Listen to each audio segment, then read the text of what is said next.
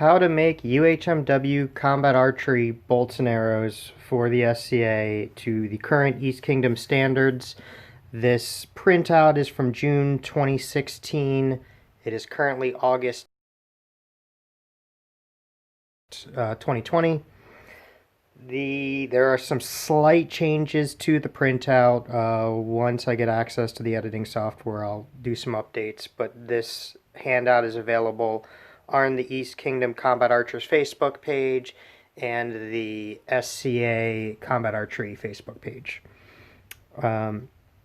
This is part 2. Part 1 was actually how to inspect the ammo, so that way you know what to look for in your construction. I'm also going to advise that maybe make half dozen pieces of ammo, pass it off to a combat archer, have them critique it before you go and assemble, 3-5 dozen, just in case you made a slight flaw. That way you're not having to tear back a lot of work. So materials you are going to need for construction. You're going to need your shaft. This is unfortunately a used shaft because I don't have any new ones right now. Your blunt. And these can be white or black. They're sold both ways. An Asgard APD. We are only covering the Asgard APDs today. We are not doing the Siloflex equivalent, or the tubular, as I guess they're referring to it now. You are going to need 1-inch wide strapping tape or filament tape.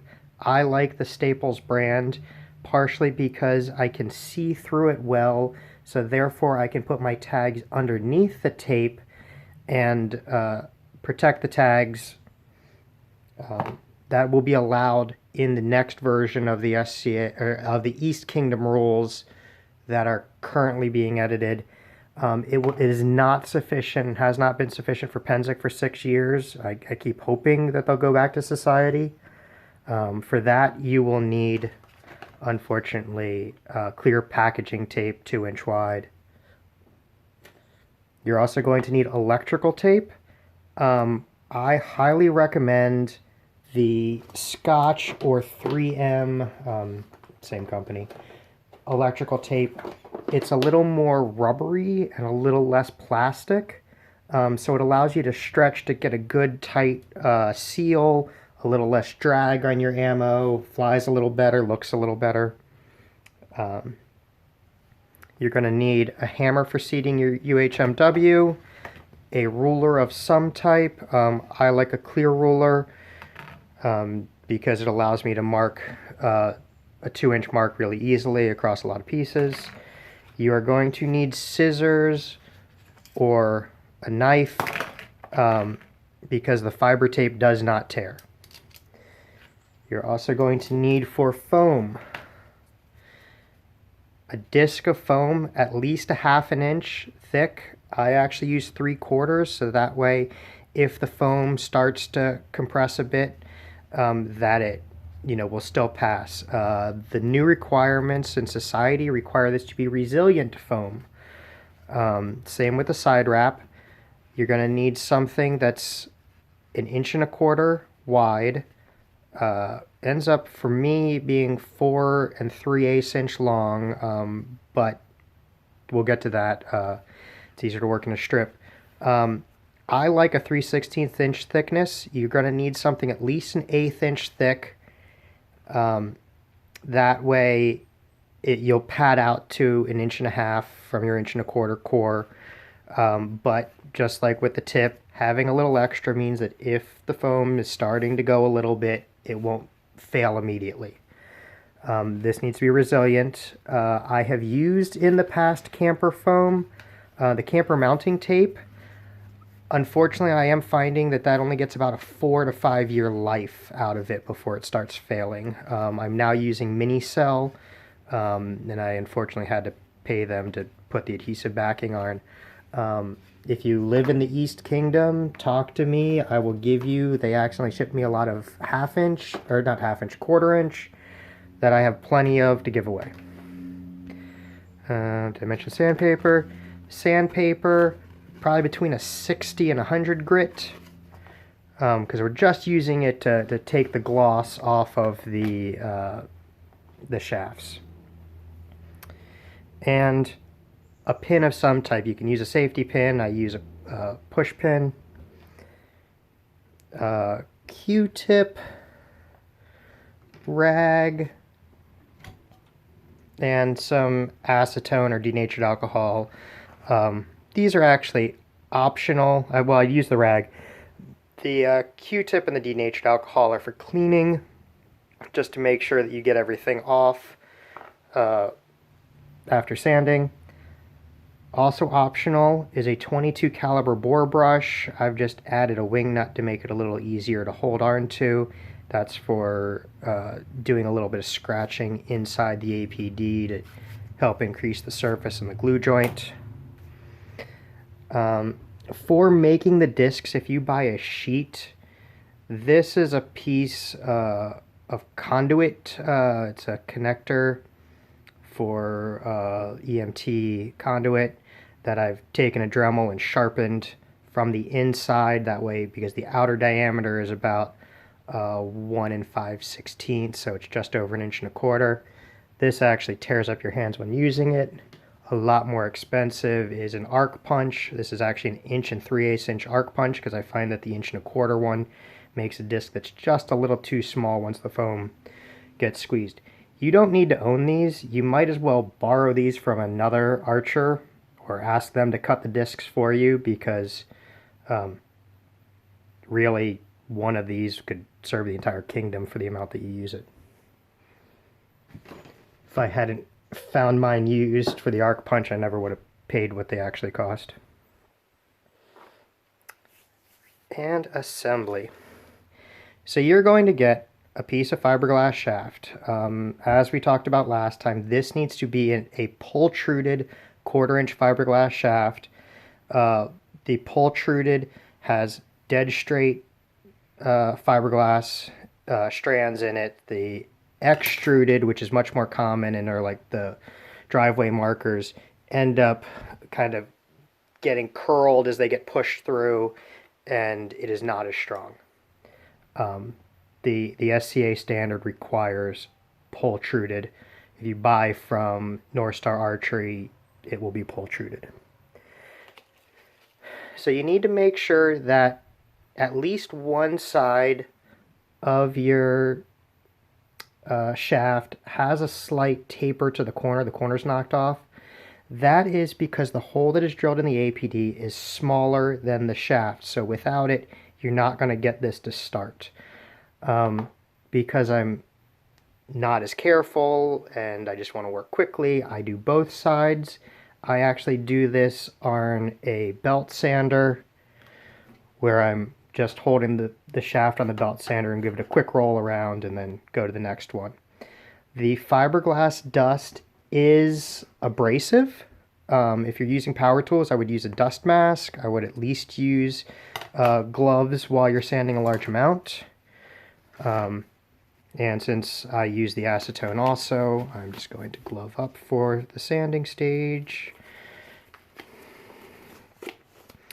So if you don't have power tools to do this, you can absolutely just take your shaft, drag it while spinning, just to knock the corner off. Then what we're going to do after we've done that to both is we're going to take it and we're going to hold the paper and just spin it and strip the gloss off of 2 inches of both sides. That's just so that way you got a better glue joint when you get to the glue stage. Once you've done that, you're going to want to clean off all your excess dust, so at least wipe it down. I wipe it down with a solvent. The other thing is we already did the bore brush on your APDs. Go in with the bore brush, give it a spin, pull it back out, just to score that up. For cleaning this, I like to use a solvent, and let me get my acetone open. And I just wet my rag, wipe the excess dust off of the shaft, For the APD, you're going to need to take a Q-tip, get it in there, roll it around to wipe down the inside of the APD. If you want to, you can actually, and I forgot to do it, fluff it larger so that way it can go down touching all the surfaces as it goes. The APDs are going to take a little bit of time to dry because it's down inside it, so I would normally do my entire run and then set them aside to dry. I have the advantage that I have one that I did earlier, so I don't need to wait for that one to dry.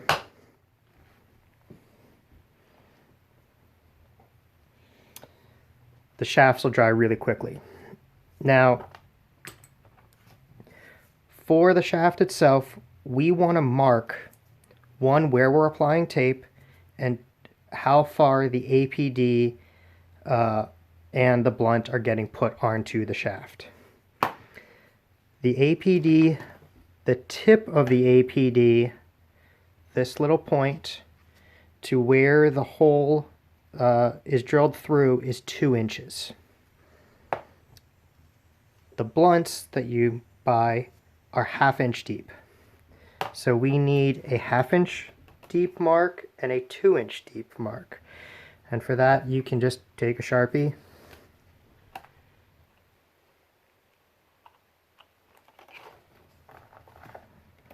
and mark either end of your shaft. Because we have tapered both sides and sanded to 2 inches on both sides, it doesn't matter which we mark. If you've only tapered one side or only sanded a 1/2 inch on one side, that has to be your blunt. The APD needs to be 2 inches, doesn't care if it's been tapered. So marking each of those one at a time would be a pain in the butt. I don't have enough loose ones right now, but I do have some skewers. So one method, if you've got a clear ruler, is to just get the backs all in line, place your ruler down, mark all of them. If you don't have a ruler, or this style ruler, you can instead mark one,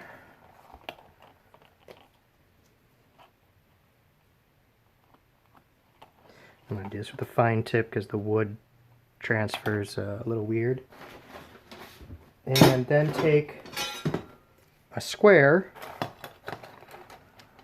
make it so you can see your mark, get them all lined up again.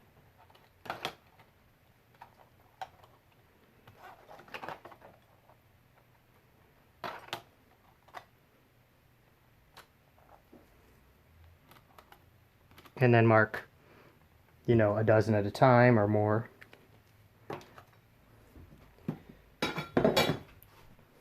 Then you would do the same thing with your 2 inch marker on the other side.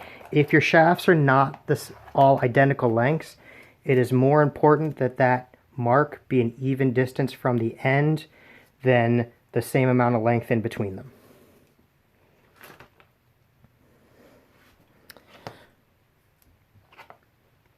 Once you have those marked, you can also take a measurement to see how long, helps if I start from the 0 side, what your distance is between them, which for me is 11.5.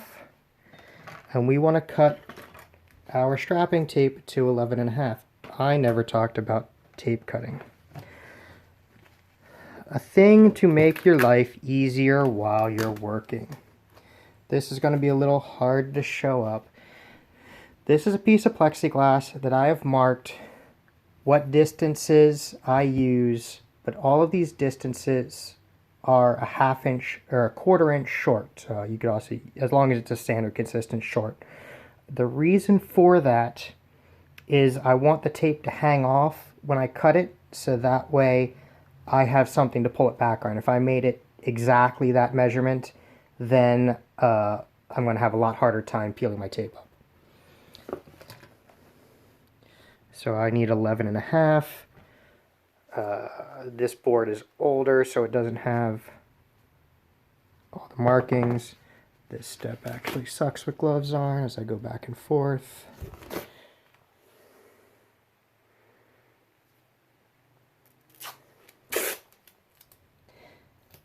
So most of your tape doesn't have to be dead on, but the more accurate you get your lengths of tape, the more accurate the weight of your ammo is going to be, so you'll get more consistent drop at distance. So I'm actually going to start, and through the magic of editing we're going back. You're going to need labels that have your name, it can be your mundane name or your SCA name, and your kingdom. I have seen people bounced for EK at Penzik, but it just needs to say East, it doesn't need to say Kingdom. I find it useful to have my local region, so that way, you know, if something happens to me, somebody doesn't know me, they can say, oh hey, you live in Malagentia also, here, can you get this back to so-and-so. When placing your tags, I like to put them in about 2 inches from my 2-inch mark. So that way I know I'm not going to accidentally tape over them. Spiral it down, curl it down, and then tape over it. Now, one word of warning about your tape.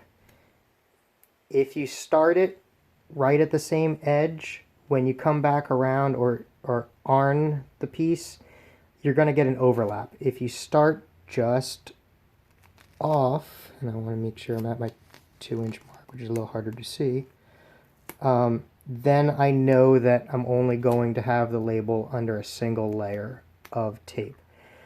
So I've run my tape, my 11.5-inch long piece of strapping tape, and I want that sitting as straight as I can get it. It's attached on one edge and kind of flagging. The reason I do that is because the easiest way to get it absolutely smooth is to put it so that way the flap is away from you, push down, and roll away from you. It's a lot easier on bolts than it is on arrows. On arrows you might need to attach one edge and then kind of slowly rubbing the entire length, push it to get it down. But now we have our label underneath, and as you can see, it is quite easy to read still with the tape we used. If you realize that that can't be read, still use the same tape, but we're going to over label it. So for Penzik, if they continue with the same rules they've used in the past, they need to be under only clear tape. They must be under clear packaging tape, and they can't use any other type of tape or anything else covering it. For these, if you've noticed, this is 1 3/4 by 1/2 inch label. I've purposely made it so that way I can cut about 1/2 inch off. The tape, the 2-inch wide packing tape, is not a true 2 inches wide. So if you use it, you're going to discover that it won't quite seal all the way around. I cut a little more than 1 inch. I don't like these cutters where it gives you kind of a rough edge. I'm just afraid that that's going to get dirt in it or just a little more to get lifted up, make it easier to get lifted up. The clear tape doesn't really matter so much, but you're going to want to make sure that you get it passed on either side so that way it seals and keeps water out. Your labels do need to be printed. You can use a P-Touch, you can, or one of those label makers. You can use, these are return address labels that are 1/2 inch by 1 3/4. It's like 80 per sheet. You'll notice I kept these in the same plane. That's because when we attach the APD, we're going to force it to, so that way when it is sitting on the ground, those bury. The reason for that is when you go to Penzik, they spray paint your ammo to mark that it's been inspected. Most of the time, they spray towards the head. Sometimes they spray towards the tail, but your APD will force it to kind of roll in a certain way, and by putting it on the bottom, that's going to make it so it's highly unlikely that they paint over your labels, so that way it fails the next time you get it inspected. It is very important that we install the UHMW head first. This requires hammering, and if you do your APD first, you risk damaging the APD. I never mentioned glue. I have a tube of welders somewhere. So I know that North Star Archery and a lot of their instructions, and a lot of instructions say to use goop, the marine goop, especially as an adhesive. Unfortunately, I've had a large amount of APD gluing failures using that. So instead I use welder. So welder, I don't have a standard supply of this locally. I have to order it online. You'll know you have the right stuff. It is by Homax, professional welder. They make it in a couple of different sizes. You don't need much. So I'm going to put, so this is a force of habit from the old days. I don't know that it's really necessary to glue UHMW. UHMW is super slippery, really hard to get glue to adhere to. I may well just be keeping the shaft from seating as well. But I put in the smallest amount I can. Put it on the corner. Take my shaft, kind of spin it around, and now I'm going to hammer this on. Now if I try to hammer in the center of my table, I'm probably going to break my table. So what I'm going to do is I'm going to move off camera to where the leg is and hammer directly over the leg. If you listen, it's going to change sound as you go. I'm going to tap it multiple times to get it to go in. I'm not going to try and force it in one shot. But you can hear when it seats.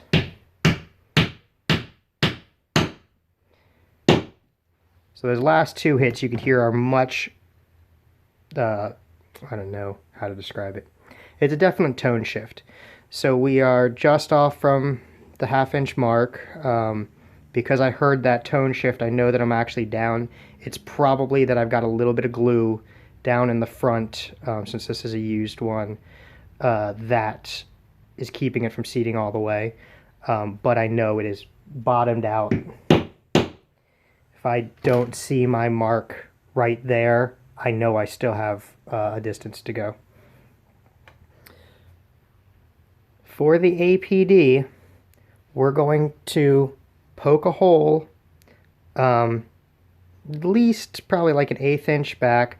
I know that some people do it straight from the back.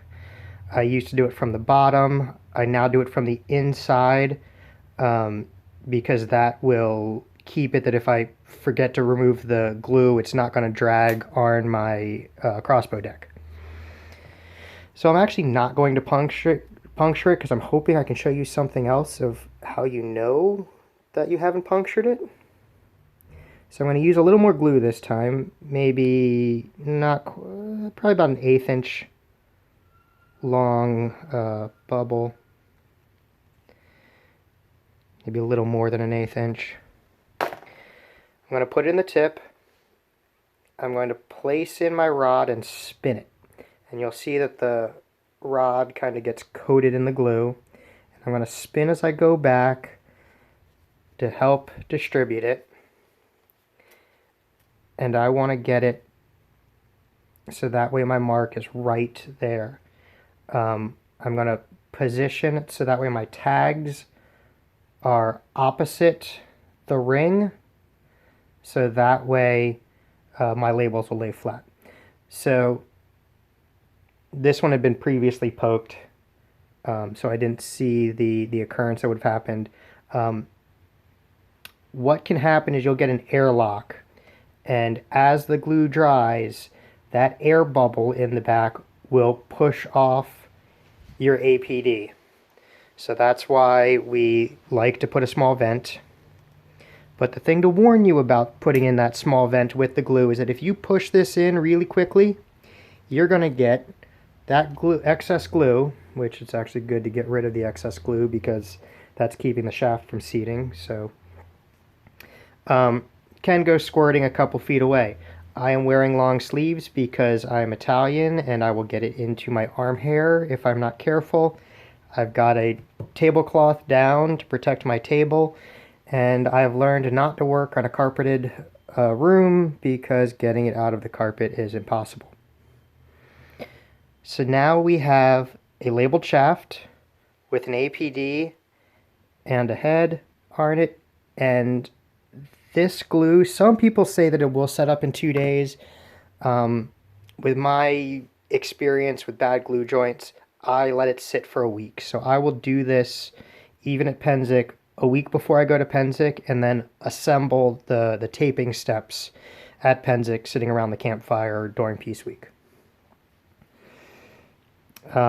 Whatever you do, I would not want to hand this to an inspector without letting it sit for a week, because when they go to torque it, if your glue joint isn't set, it's just going to ruin it. The glue is meant to air dry, to apply to both pieces, air dry, and then stick together, which is why, unfortunately, in this condition, it takes such a long dry time. So we're going to stop here for today, and I'm going to reset for taping.